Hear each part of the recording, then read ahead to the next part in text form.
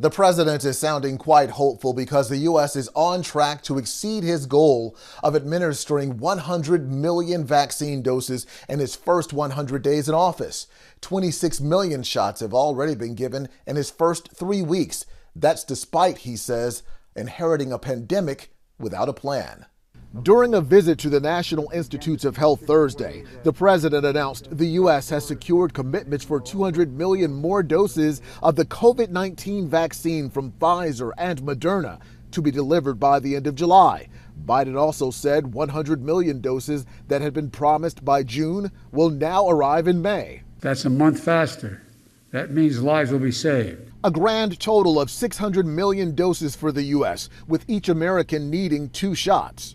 That means we're now on track to have enough supply for 300 million Americans by the end of July. My predecessor, be very blunt about it, did not do his job in getting ready for the massive challenge of vaccinating hundreds of millions of Americans. More promising news as Dr. Fauci says eligibility should soon open up to any American who wants to be vaccinated. I would imagine by the time we get to April, that will be what I would call, for better wording, open season. Namely, virtually everybody and anybody in any category could start to get vaccinated. The Biden administration has deployed active duty troops to help stand up vaccination sites in several states in anticipation of increased supply. But for now, frustration as people scramble to get inoculated amid what is still a vaccine crunch. It's ridiculous.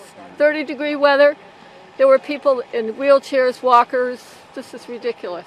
The current shortage forcing hard-hit L.A. to shut down a few vaccination sites for a few days as the California variant ricochets across the state and the country. We don't have enough vaccines. Our vaccine supply is uneven, it's unpredictable, and too often inequitable.